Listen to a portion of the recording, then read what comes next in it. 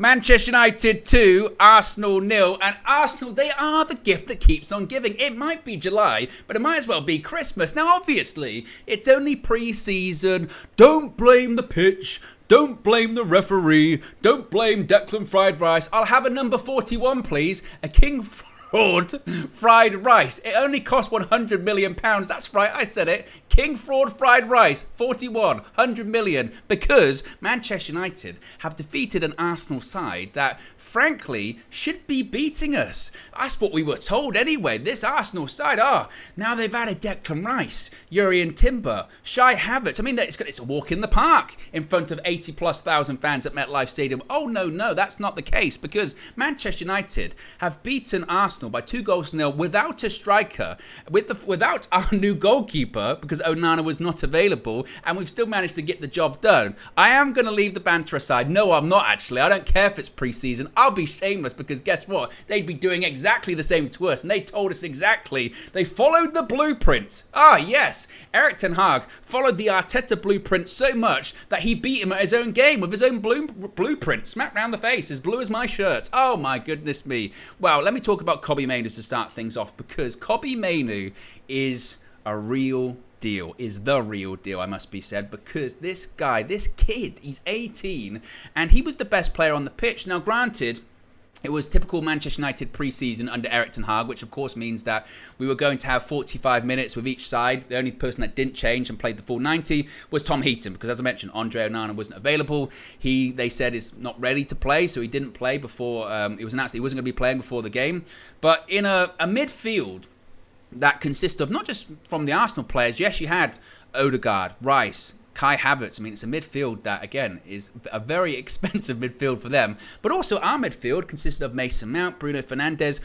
Mainoo was a standout player in that midfield. He was a standout player on the pitch in that first half. The tactical awareness, the technique, the composure. Again, that's not an easy situation.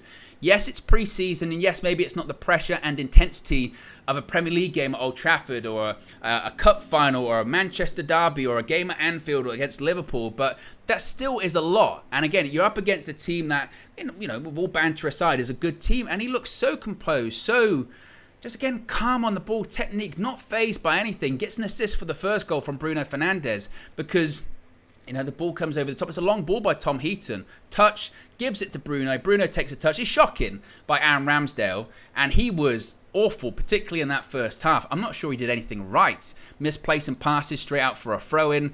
Obviously, that goal goes right through his hands. He should do better, but I don't care one bit. And I thought Manchester United, again, played really well. First half, high intensity, high press, energy, intensity, good composure on the ball as well. Was nipping it around really nicely. Earlier on, I think Anthony had an opportunity where he kind of scuffed it, and you thought, is it going to be one of those situations again, a bit like it was against Lyon, where you say, just not taking our chances, not being composed enough. But it was really the opposite after that. Again, Bruno Fernandes has a pot shot. Aaron Ramsdale should do better. We don't care. We go 1-0 up. The second goal, it's another mistake, this time by Gabriel, long ball. He gets the ball stuck under his feet. Jadon Sancho's through on goal, who started as a false 9.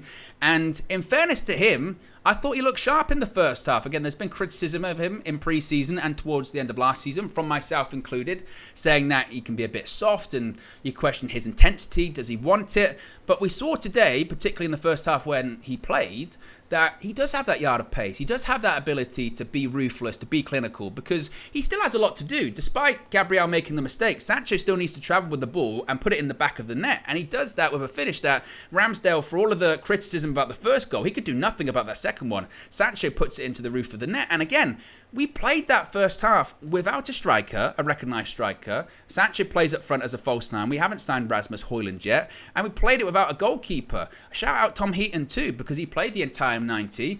Made a double save in the first half. Apart from that, didn't have really a ton to do. But what he did do, I thought he looked really composed. So we went into half-time, and we're 2-0 up, and we played really well. I thought we were the better side. Then you're waiting for maybe a bit of the breakdown, because 10 changes, and Arsenal didn't make any changes until the 65th minute. And I thought with the way the second half started, I thought, they'll score, they'll get back into this. And they threatened, and they maybe had a couple of chances. But again, Tom Heaton didn't have any saves to make. At no point was Tom Heaton threatened in that second half. He made more saves in the first half than he did the second. And despite, again, Harry Maguire coming on, and I thought he looked way off it, making mistakes, poor passes, just again looking really rusty. And you could argue, to be fair, just in general, that United side in the second half, maybe even Casemiro, who was the vice captain, looked a bit rusty at times. So did Dalot. I thought Lindelof did very well, composed, calm, a real solid number 3, and I think he's really established himself as that number 3 centre-back that can just step in at any point for Rafael Varane and Lisandro Martinez, and you're comfortable with him because he looked so composed in that game.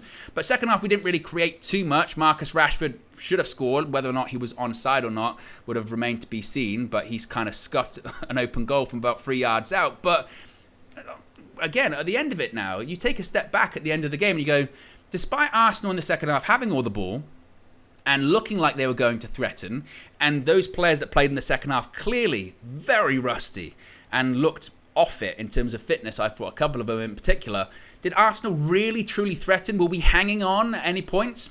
No, they didn't threaten. And as I said, for 20 minutes, they still played the same team.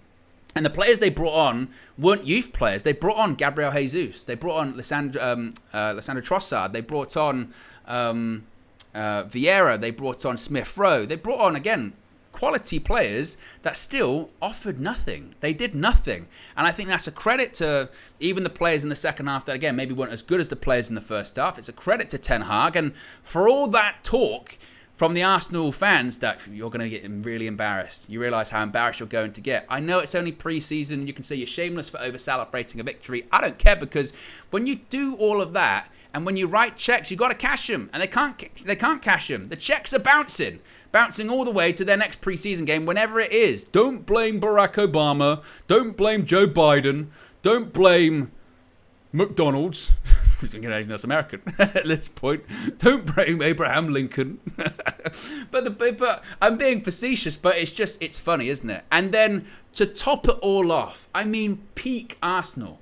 Not only did they lose once against a team that, again, didn't have a recognised striker, didn't have their goalkeeper, they lost twice. Because then we had a random penalty shootout. Why? I don't know. Vibes, I guess, in front of the American fans. But I think maybe it was just a case of we haven't humiliated Arsenal enough. Let's beat them on penalties too. And Fabio Vieira, I think he maybe got confused as to what football he was playing at MetLife Stadium, because guess what? It's good.